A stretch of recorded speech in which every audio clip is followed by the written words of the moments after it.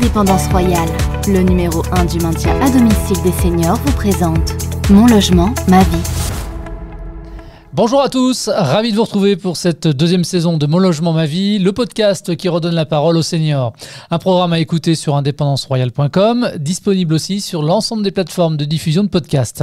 Alors tout au long de cette deuxième saison, nous allons nous rendre un peu partout en France à votre rencontre pour prendre tout simplement de vos nouvelles, l'occasion d'en savoir plus sur votre environnement, sur comment vous vivez depuis chez vous cette période décidément pas comme les autres. Et pour ce nouvel épisode de cette saison, nous partons pour Lyon. Nous allons y rejoindre Claudine, retraitée de 66 ans, qui vit avec son époux dans leur appartement dans le centre-ville de la capitale des Gaules. Bonjour Claudine. Oui, bonjour monsieur. Il y a longtemps que vous êtes retraitée, Claudine ?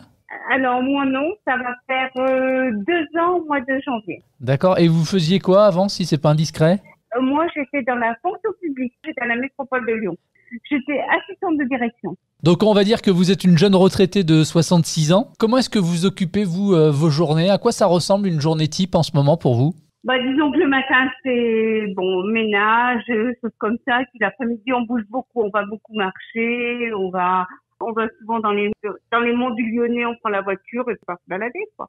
J'ai un papa qui est en Ardèche, donc on descend quand même une fois par mois en Ardèche, voilà. Claudine, vos hobbies, vos passions, c'est quoi vous ? Alors moi j'aime beaucoup lire, autant des romans policiers que des films sur médicaux, à l'eau de rose, il y a un peu de tout. Je fais des mots croisés, je fais canevas. Alors c'est quoi ? C'est des tapisseries que vous faites ? Voilà, tout à fait, de la tapisserie, oui. L'été maintenant, Claudine, est un peu derrière nous, hein, c'est maintenant l'automne malheureusement. Qu'est-ce que vous avez fait de beau cet été ? Vous avez pu partir un peu en vacances ?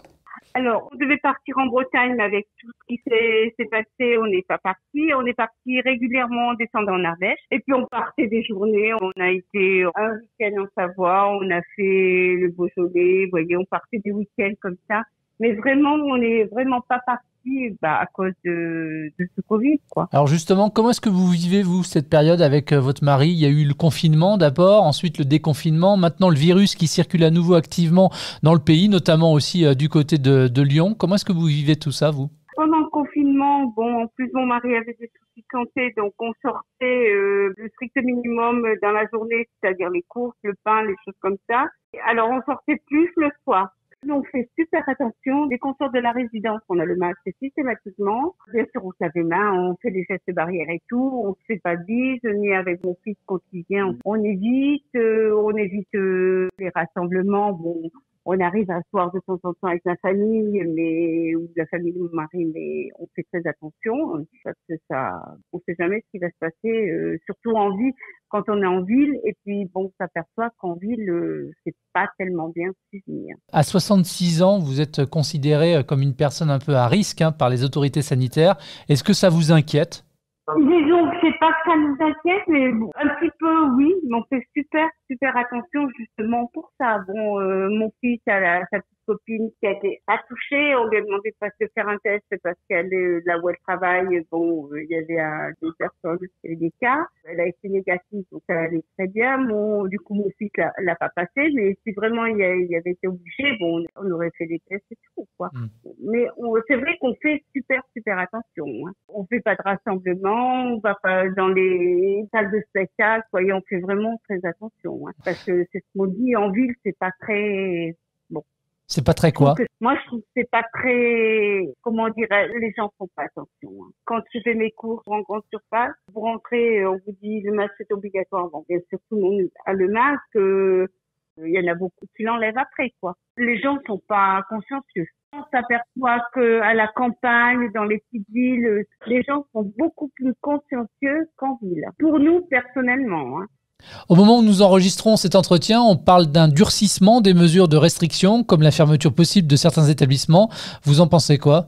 Oui, pourquoi pas, mais je me demande si ça va y faire.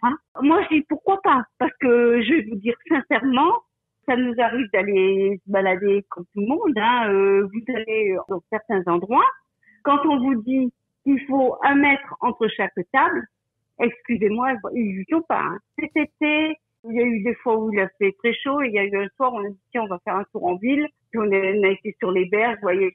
Ben, je peux vous dire, on a fait quelques pas, après on a dit stop, on part, parce que c'était invivable.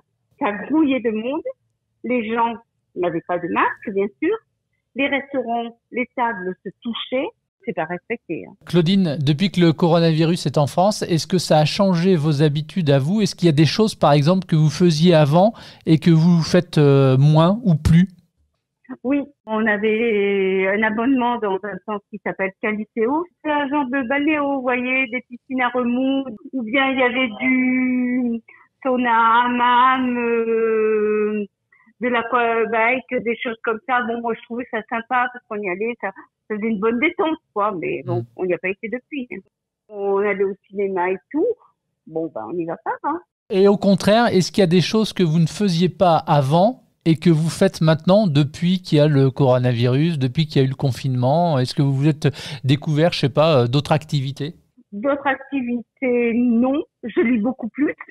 Si je profite, disons que quand on est chez mon papa, quand on est en Ardèche, on va plus se promener en forêt, des choses comme ça. Dans les petits sentiers, vous voyez, on évite la foule. Est-ce que vous avez des craintes pour l'avenir, en tout cas le vôtre et puis celui de vos proches? Je pense à votre fils aussi, par exemple, en raison de la pandémie et surtout des répercussions d'un point de vue économique, par exemple. Ah, là, je pense que oui, il y en aura. Hein. Oui, oui. Et du coup, vous avez des craintes pour votre entourage? Bah, un petit peu quand même, hein, parce que je sais pas ce que ça va nous donner, parce que c'est bien beau quand on nous dit on va vous aider, on donnera de l'argent, on le prend où cet argent? C'est ça le problème. C'est qu'à force, il faudra qu'on rembourse. Hein. Comment vont réagir les jeunes de maintenant? Moi, c'est là où ça me fait un peu peur. Hein. Bon, c'est vrai que mon fils a une place, il est fonctionnaire, donc ça va. Mais c'est vrai, je plains quand même certains. Hein. On le rappelle, Claudine, vous n'avez que 66 ans. Vous apparaissez en tout cas en